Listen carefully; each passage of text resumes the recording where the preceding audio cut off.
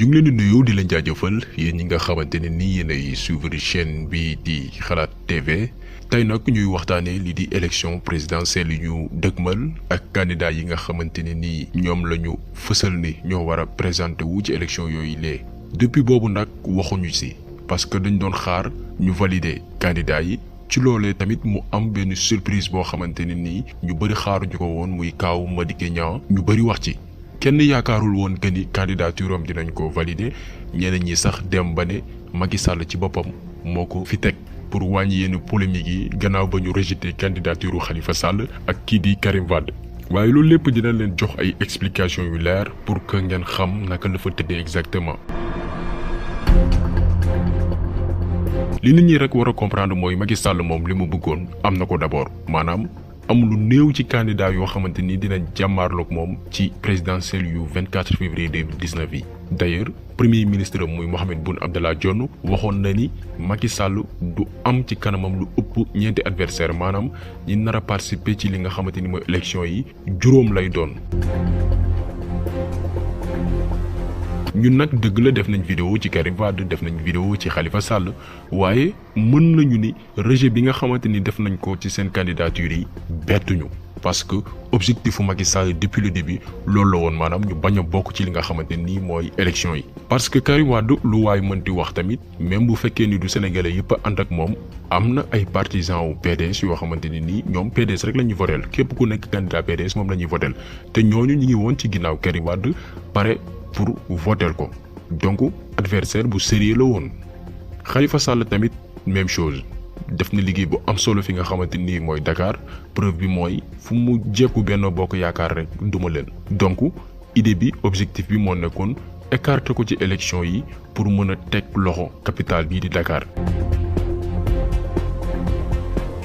mu desoon nag Issa Sall bu PUR. Ousmane Sonko bu Pastef ak Idrissa Seck bu Rewmi muy candidat yoo xamante ni mënaluñ leen woon dara ndax amoon nañ bépp matukaay ngir valider seeni parrainage parce que am nañ base politique bu ñu jëlee ku ci mel ni Issa Sall daayira Moustarchidine yi kese parrainé woon nañ li nga xamante ni mooy candidature am sans compter yeneen militants yi nga xamante ni bokkuñu ci daayira yooyu de donc moom kaawam amuñu benn jiixi jaaxa buñ ci doon def da doon jàll. Ousmane Sonko moom it benn la ci diir bu gàtt. réussir na convaincre gagner confiance su ay junni sénégalais rawatina ndaw ñi sénégalais yu ci bëri yi nga xamante ni amatuñ woon yaakaar ci li nga xamante ni mooy langum politique bi dem sax ba génn politique ni dootuñu voté ci ak Ousmane Sonko amaat nañ yaakaar jàpp ni vie politique gu Sénégal dina mën a am coppite. Idrissa Seck moom it objectivement lu waaye mën di wax am na expérience ci wàllu politique am na représentativité ci dëkk bi ak ci ay gox-goxaan rawatina fi mu dëkk muy Thiès donc amuñu woon benn moyen pour récaler ko te doon jàll. amoon na aussi yeneen candidats yi nga xamante ni waxoon nañu dañu bëgg a présenté wu waaye nañu waxante dëgg am na ci ñu ci bëri ci ñoom ñi nga xamante ni duñu ay candidats yu sérieux à part Malick Gakou ak Bougane Gueye Dany yi nga xamante ni nii dinañ ñëw ci ñoom yi nga xam ne ñoom fësaloon nañ amoon nañ yéene participer am na ci ñeneen ñoo xamante ni nii dañ fi nekkoon rek pour def bruit tànqal nit ñi wala wut tur. preuve bi mooy gis nañ ko ci mel ni Cheikh Alassane Sène bi ne woon dafay présenté wu di wër ci rajo yeeg télé yi di wax ju dul jeex fu mu mujj rejoindre dem ci camp Macky Sall ñoo ngi wax tamit kaaw maître Aïssata Tall Sall bi nga xamante ni soriwul ci dem ci Macky Sall ak kii di Seydi Djamil maanaam ay nit la yoo xamante ni nii dañuy ñaawal sénégalais yi dañu yàpp sénégalais yi ñoo xamante ni nii yàkkamtiwul lu dul élection di jub si ñu sonal ñu tànqal nit ñi di fësal ay kàddu yoo xamante ni ñoom gëmuñu ko sax moo tax Macky Sall leen rek lañ ko mën a gërëmee sante ko mooy ci nguuram le politicien opportuniste yi yëpp feeñ dévoilé wu feeñu mel ni dëmb yu jëfru ci nguuram la ñu xamee ñi nga xamante ni bëgguñu Sénégal benn objectif kese moo leen taxoon jóg mooy nekk ci nguur kese gis nañ fi Tunkara gis nañ fi Cheikh Tidiane Gadio gis nañ fi Abdoulaye Baldé gis nañ fi Souleymane Ndéné Ndiaye du jeex ñu ci bëri ci nguuru Macky Sall lañ xamee ni ñii ay nit yu tekkiwul dara lañ li ñuy woote suba ak ngoon gëmuñu ko seen intérêt moo leen tax a jóg Moussa Sy bu Parcelles Assainies ci la bokk bëri na duñu jeex moo tax Macky Sall moom côté boobu rek lañ ko mën a sante ci nguuram ñu ci bëri ñu doon woote ne dañu bëgg réew mi ci nguuram la ñu xamee ne ñii daal ay nit yu tekkiwul dara lañ ay sambabo yoo xamante ne nii seen i intérêt kott moo leen tax a jóg. ñu ñëw nag ci ki nga xam ne nii mooy Malick Gakou dañuy reconnaître que ni dafa perdre du terrain maanaam dooleem dafa wàññeeku depuis bi mu bàyyeeg mairie Guédiawaye bi kii di Aliou Sall parce que tey ñëpp xam ne ni ci wàllu politique li gën a am solo mooy nga am dëgër laay ci sa biir gox waaye malheureusement Malick Gakou dañ ko nax te ki ko nax mooy Moustapha Niasse parce que avant muy génn ci gouvernement wu Macky Sall bi ñu élire Macky Sall en 2012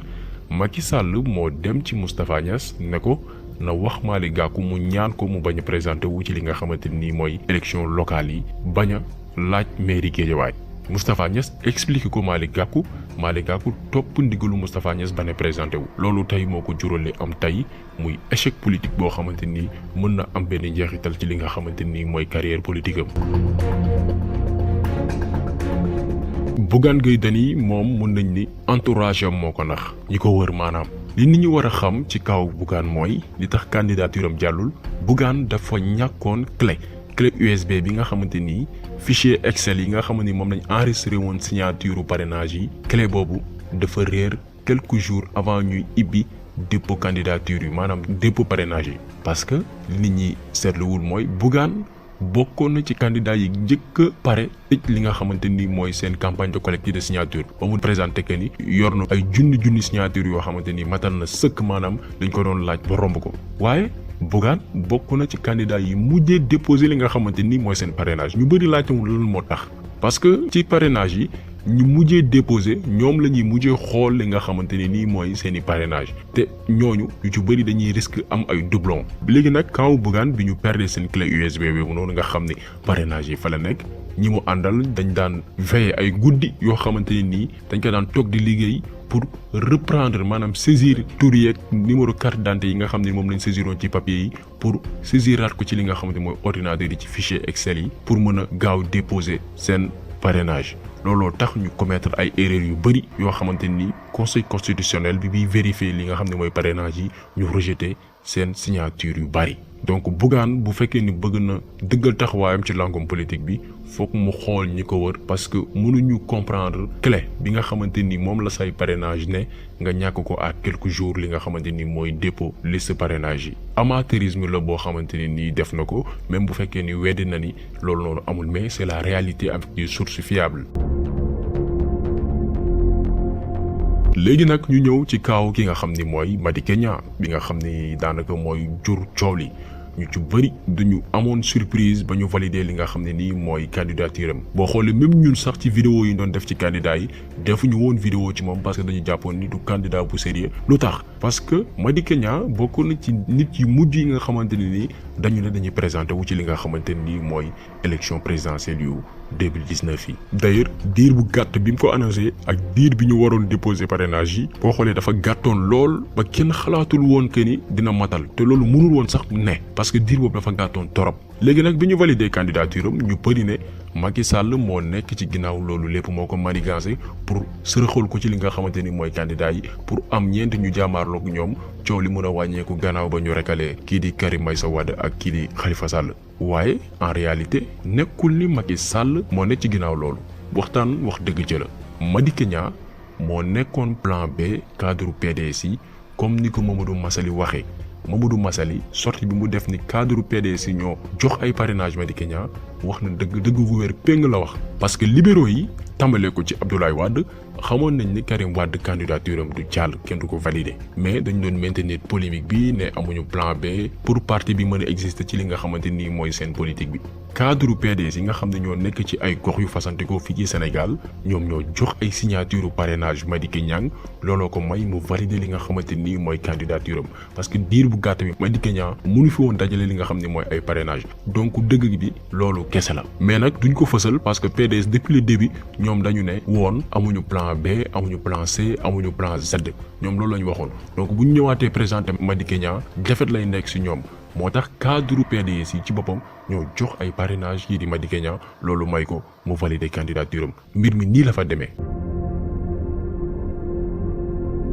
léegi nag li am na xam nañ ñi nga xam ne nii ñoo war a participer ci élection yi ñu dëgmal campagne bi dinañ ko démarrer lu yàggul dara ñun nag ci suñu wàll benn conseil rek la ñuy jox sénégalais yi rawatina nag ndaw ñi mooy ñu bañ a topp yenn politiciens yi nga xamante ni ñu ngi woo ndaw ñi ci ñu wàcc ci tali bi def ay manifestation di marche ay patriotes lan nag bu amee lu jara mars wàcc ci tali bi dinañ ko def tey Macky Sall bu naree sàcc élection yi def na ko su dul noonu dinañ woote ñu wàcc ci tali bi jàmbaarloog moom fu mu yem neex waaye nag quant à ay politiciens ci seen intérêt bopp kese woo jeunes yi ñu dëgmal ay élection nit ñi war a dem voté ji ñu ne génn leen ci mbedd bi ñu bàyyi seen i liggéey nekk ci tali bi jàmbaarloog takk der yi lu ne mën cee am dañu naan jeunes yi bu leen ko dara jaral suñu position duñ ko nëbb bu fekkee ni Sénégal moo leen ñor politiciens yi nga xam ne dañ leen recalé seen candidature jàllul bu dee Sénégal képp moo leen ñor nañu dem soutenir candidat yi nekk ci opposition bi yi nga xamante ne nii jàll nañ pour dem présenter jàmmaarloog Macky Sall nañu dem doole leen jàppale leen pour que ñu mën a gagner élection yi bu ñu sacrifier jeunesse bi exemple 2012 bi mi ngi fi firnde la avant Ablaye Wade di dem lu ëpp fukki nit ñàkk nañ li nga xamante ni mooy seen bakkan fan la mujj jamono ji mujjul fenn et pourtant politiciens yi ñu doon àndal ñooñu ñu rey politiciens yi ñu doon àndal ci tali bi di marche ñoo nekk tey ci nguur gi est-ce que def nañ dara pour que ñi leen rey ñu mën leen xam tëj lañ ci kaso bi déedéet defuñu ko kon ànd ak politiciens di jaay sa bakkan loolu moom mooy erreur bi gën a mag ci àdduna parce que bu xasee ba faru rek jeex na fàtte na la.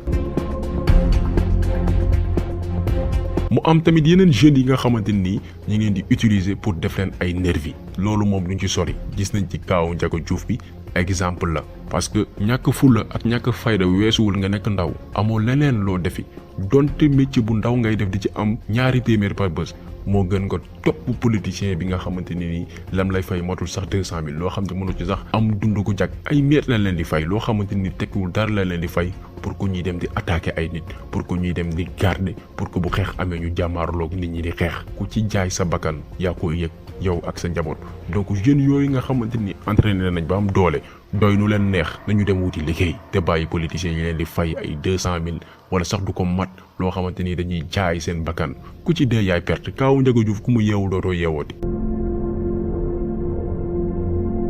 mbir mi lu koy faj leen kese la na nit ñi dem def lépp nag na leen ko jaral bu jëree sax ñu consacré benn bés wala ñaari bés dem jëli seen carte fu ñu ko sànni buñ ko yóbbee ci gox bu sori sax nañ def lépp pour dem jëli ko parce que ñi faral Macky Sall ñoom dañuy dem voter yi donc nag lu mu leen jaral benn war nañu ko jaral ñun téeméer.